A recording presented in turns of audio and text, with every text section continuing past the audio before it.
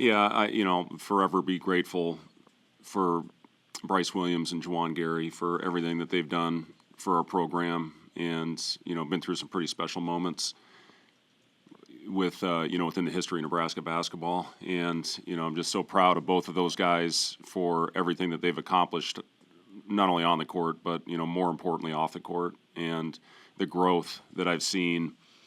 Juwan Gary, if he would have told me 3 years ago that he would have emerged as the leader, I would have questioned that. But he just has come in and done what's ever asked of him.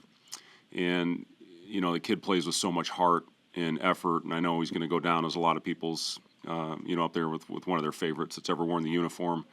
And, Brice, what he has accomplished, when you jump up a level, you never really know what type of production you're going to have. And he had an unbelievable season a year ago, but we needed somebody to emerge into that go-to guy.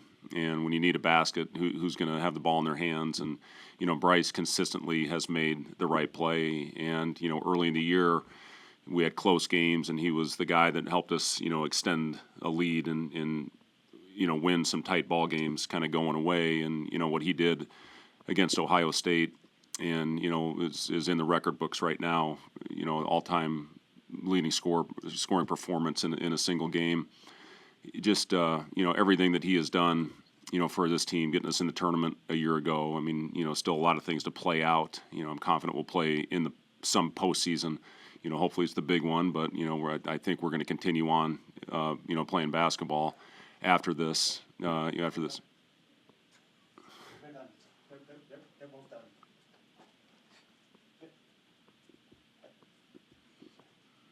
Sorry, where were we? Yeah, I love them both. At the end of the day, I love both those guys, and they'll go down as two of my all-time favorites. And then in the other guys as well. Raleigh, Braxton, Aaron, for what they've done. Andrew, in the 1 year we've had him, and a guy that I know I've talked about him some, but Jeff Grace, holds a special place in my heart. He played AAU basketball with my twins back in Chicago. And, he's honestly the voice you hear every day is Jeff's. And, he's out there at the end of games trying to get on the floor and get steals. And, I love that kid. I'm going to do whatever I can to help him. Mom passed away from COVID, several years ago, and he needed a home. And I think he found that here. So, Jeff Grace, again, I know you guys don't see what he does and the impact that he has on our program, but, when you have guys that sit down there at the end of the bench that bring positive energy and a voice every day, it's such a luxury for us as coaches. What do you tell guys about managing the emotions of seniors? Yeah, I think I tell this story every year that, that senior day comes around. I got beat my senior day because I was so charged up and I was so emotional going into that. And, there's so much at stake for us with this game. And you just can't let your emotions get out of control. I was so hyped up. I was missing shots barely on the back of the rim that, I'd made my whole career. I was 3 for 16 against Oklahoma. I can tell you what every shot was. I stole the ball and, I didn't slam it on the ground, like what happened. But, it messed me up. So, you got to have your emotions in check with this game. And I think our guys will. They prepared well, after an absolute gut punch of a loss, 3 of them in a row now. And, they've still found a way to bounce back and prepare. And, excited to see what we have tomorrow.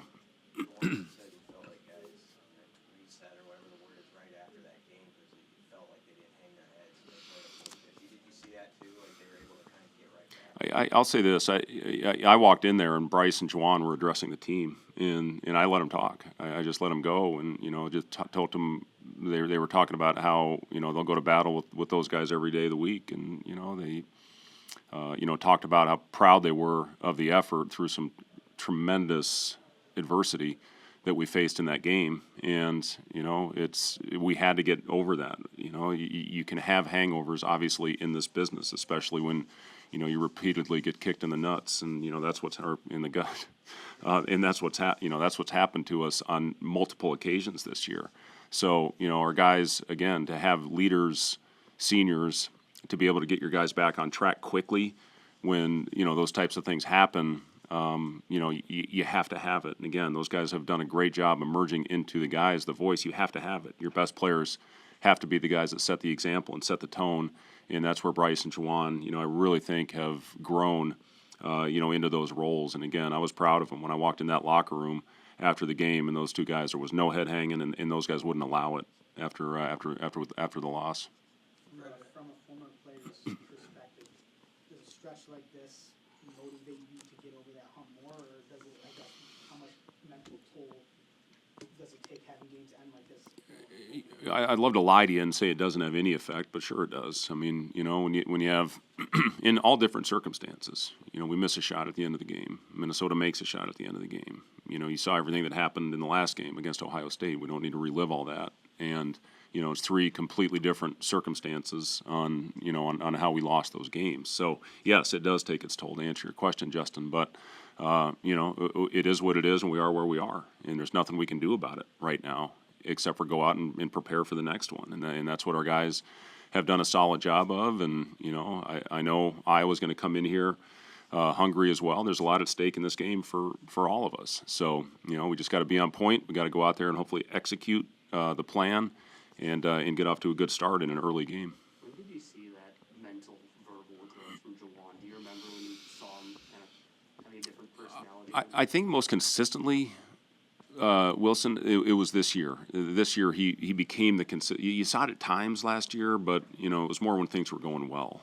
And he's been so much more consistent in that. And again, you have to have it. When you lose Casey, who was, I've never seen a guy that brought positive energy more than Casey. Kid had a smile on his face, whatever happened, every day that I've seen him. I saw him in Columbus the other day. He was the same guy, even though it's been a tough year for him. And, you lose that. You lose Rink. Even though he's around, it's not the same impact when you're not on the floor. You lose Josiah. Even though he was around for a while, it's not the same. You lose CJ, who, again, he was a guy that really emerged into a leader for us a year ago. So, some of it was because of the necessity of somebody taking over that role and being the consistent guy. And Juwan, for the most part, has been that. He's done that. And again, I'm really, really proud of him. And it's going to benefit him greatly for the rest of his career. You're familiar with this program beyond your time as a head coach here. I know you still got a story to write and finish here, but where'd you put Brice with the all-time greats in Nebraska? Yeah, I mean, I played against probably the ones that you're putting up at the top, except for Ty Lue came in, I think, a year after I did. And obviously there's some great players before. But I was in an era of Nebraska basketball playing at Iowa State where there were some pretty special players. And, you look at the Piatkowskis, Jerron Boone, Eric Strickland, Mikey Moore. I mean, there were some great players. Bo Reed a little bit before me. And, all those guys were great players. But, Brice is what he's done, especially down the stretch right here, to average, 20 points per game. As far as individual talent, yes, I'd put him up, with anybody. And again, he's put himself in a really good position for his future. And, he's what he did, right around the new year with the tournament in Hawaii and how we played out there and carried that over to Indiana and UCLA. And, the way that he is playing now at the end, it's been fun to see how consistent he has become in that go-to guy role. So, yeah, Brice's talent has been phenomenal. And the thing about Brice, he does it with multiple positions. I mean, he got slid into a spot last year because, of a positional need where he played really more for the first time in his life with the ball in his hands. And now he's playing both roles. And again, that's going to benefit him greatly in his professional career. But yeah, I mean, he's putting himself in a great position. You had, real quick, sorry, you had mentioned after the game on Tuesday that you were obviously unhappy with some calls. Did you even bother Detroit sending anything? Yeah, sure we did. And I got a call. The way it works is supervisor officials. I actually got a call that night. So we talked that night about different things and my frustrations. And, obviously we can sit here and rehash every one of them. There's a lot of them. But, it's not going to do us any good. It's not going to get the game back. But, yes, I had a conversation. And, he said most of my grievances I was right on, which, again, that doesn't make me feel better, but, that's the process, and I know there's nothing they can do about it. I like all of those officials that we had. I really do. I feel I've got good relationships with those guys. they're human. I get it. But, yeah, I mean, there were some things I think that could have solidified that game for us. And I'm not talking about the soccer throw-in on the sideline at the end of the game. There were several things before that happened, and, that just they weren't called. They didn't go in our favor, which is frustrating because I think if you win that game, we're in. And, that's the thing that's really frustrating to me is, now, everything, if you win that one game, that was a playing game, in our opinion. And our guys did everything to give us the opportunity to win it. But again, it happened. You can't sit here and cry about it. You got to get over it, and you got to move on to the next one. And again, I give our guys credit, for finding a way to bounce back, as opposed to crawling in the corner and sucking your thumb and, feeling sorry for yourself. So, you move on. It is what it is, and, hopefully we go out and play well tomorrow. Thanks.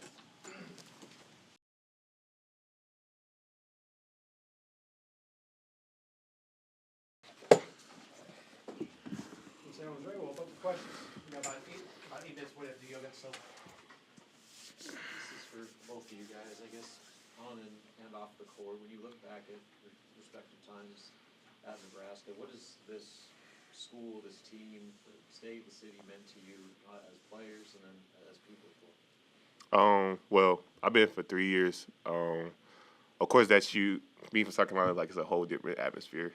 From the weather, people, the environment, support system. But as time has moved on, you realize like how much people care for you, just outside of the sport itself. Like, of course, people love you because you're a basketball player. Like, you play for the Cornhuskers, but people actually like took the time to actually like get to know us, to know the people who actually are, like the people who actually came from. People actually like mold ourselves to be today. So, we basketball players and them, but at the same time, I still consider everybody like support system, friends, stuff like that. So I would say my time in Nebraska, as times went on, it's been an amazing experience. I can't say nothing else about it. Like, it's been something that helps me mold me to the man I am today, and I appreciate everybody that helps involved in that, like Coach Fred, even my academic advisor, Alyssa, stuff like that. So even you guys, we talk to y'all guys majority every day for real. So seeing y'all guys every day, hearing y'all voices, like conversate with y'all, like we built some type of connection there too. So my time in Nebraska, like it been an experience, and just always gonna consider it home to me for sure. Bryce? I say pretty similar. I mean, it's different. Nebraska's different coming from the South, but in 2 short years, a place has kind of been singed into my heart where I'm gonna remember this place forever. Remember everything it's done for me. Remember all the experiences, the fans. I mean, running out the smoke, them being loud and cheering. Never been in a stadium that sells out every game or that gets as loud as the Vault. And then just the people, the long-lasting relationships that I built, and then kind of just coming into my own and growing up and kind of spreading my wings. It's been an experience, but a good experience that I've really liked actually. What do you guys expect those emotions to be like? Excuse me, to be like tomorrow, and how do you put that aside when there's a job to do? I hope it ain't no emotions for real until after the game, until like the buzzer. But I mean, for real, I'm just gonna try to stay in the moment, but also take in the moment and live in the moment because it's gonna be something I remember forever. And I'm never gonna get that moment back. And then I know that throughout my college career, I've never taken the time to actually like take in a moment or like celebrate or be happy about the game. It's always like what's next instead of enjoying what you accomplished. But after the game tomorrow, I'll be able to just set everything aside and just look back and be grateful. Yeah, like you said, I hope it ain't no crazy emotions going on before the game, stuff like that, because we still got a job to do, which is win tomorrow. But like I said, it's something that we play for, and something that we reach our goals to. You got a lot of people that didn't want to done, stuff like that. We had our last year of college where I feel like this is one of our best years overall, like as a man and as a player, that we overcome a lot of adversity. Of course, we're not having the result of the year that we wanted to, but we still got an opportunity to make a run.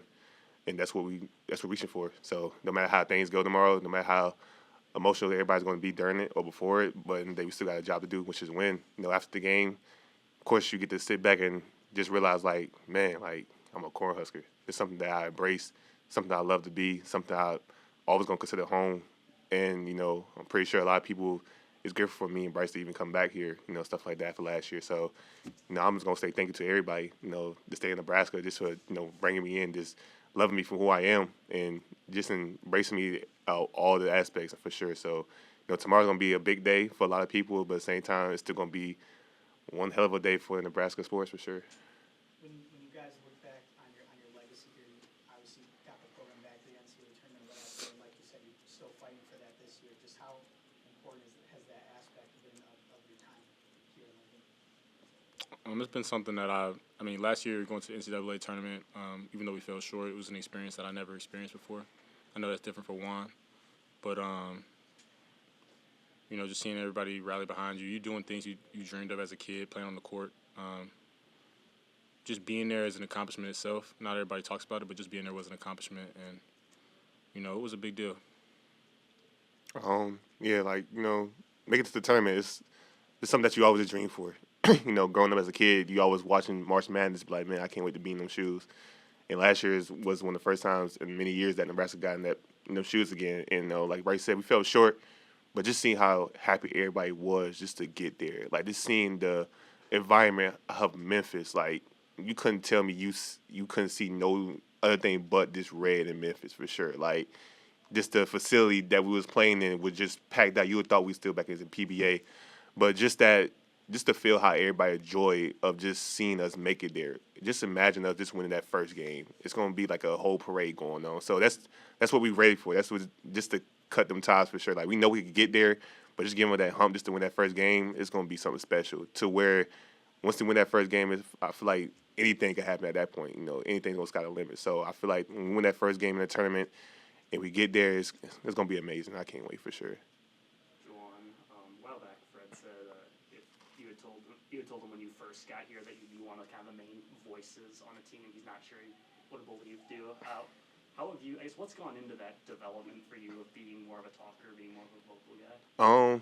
Just trust my teammates. I would say growth for sure. Without these guys, I would never be comfortable just to be myself. You know, that person who gotta talk for sure. Like, I would say I would give courtesy to all my teammates, you know, to let me just be myself. Like, you don't got no guys who actually, you know, back talking and stuff like that when I'm actually like trying to lead them. Because in the day we all got the same job, which is win basketball games here. So, you know, me using my voice is not me to, you know, down somebody or you know, get on somebody. But like, nah, I'm actually here to help people because I know a lot of people help me too. So, you know, I can understand why Fred said he wouldn't believe me like my first year here because I wasn't that type of dude to even, you know, correct somebody over use my voice. But over the time, you know, he trusted me, and you know, that's one thing that I needed. I just need somebody to trust me. You know, of course, there came a time that I did not want to talk, but it's no days that I can not go out and practice and have a bad practice but not talk. I can have a bad practice, but just a bad practice in silence is a worse day for me. So, you know, that's one person I could say that trusted me and believed in me, according to the team and, you know, other coaches too. But, you know, him trusting me now in my last year is something that I'm actually blessed for because at the end of the day I can use my voice not only in basketball, but I use my voice outside of basketball. It's like I go to a kid's game or something like that or go somewhere in public, I can also just be comfortable just to speak to somebody about basketball. I know every time somebody asks me a question, it's about basketball. So I'm actually comfortable with doing that. So I would definitely say thank you to Fred to just even trust me to, you know, build my voice to what it is today. Brice, you've only been here for 2 years, but your name's already all over the program record books. I guess when you look back just over a year ago when you announced your decision to return, has that decision played out? I know that the team success has been up and down, but just for you personally, your experience this season, has it been what you had hoped it would be going into this year? Yeah, it's been everything I hoped. It's been everything I hoped for it to be. They going crazy out there. Gymnastics, baby, yeah. It's been everything I hoped for it to be, with the ups and downs. But I mean, it goes into my story. You know, the ups and downs make you stronger. It shows your toughness and your resilience, and it really brings out your true character. So I mean, even though, you know, we dropped a few games, we still have a forward outlook. But yeah, it's been everything I wanted it to be. Nothing short of amazing. I mean, the good and the bad. Being in the record books, being in all these talks, it's all great, and it's actually like, you know, a good accomplishment. Something you. It's a dream. It's like a personal goal. So I'm happy about it. But I'm just still ready to see what we have left. Juwan, you mentioned you guys still make a run. How have you seen the team reset since Ohio State and just focus, like Brice says, on being forward looking at what can happen now the rest of the way? I told, like, after the game of Ohio State, nobody head dropped. I would definitely say that's a big step for us. You know, you can see a couple guys, you know, down themselves after a loss, you know, after a 2-point loss, stuff like that. But we fought to the end. We played 50 minutes of basketball. Like, that's something that I never did before in college. I never went to a double overtime at all. So, of course we fell short. Of course we didn't agree on some calls, and of course we didn't agree on a lot of things during the game. But one thing I did give credit to is how we kept fighting. We could have lost in the regulation. We could have lost in the first overtime, but we didn't at all. We came back, just kept fighting, no matter how the game was going. So, the reset happened right after the game. I would definitely say that. It didn't happen the day afterward. It happened like right after the game for sure. Because people know, like, we dropped this one, but we know what we're capable of. Like, of course, we got to come back and fix the little things, stuff like that. So, like Brice said, we still looking forward towards this NCAA run for us. Guys still going hard every day in practice, no matter what the outcome is or anything right now. So I'll definitely give props to all the guys that still contribute to, this road journey that we still on. And I feel like we're going to fulfill it for sure.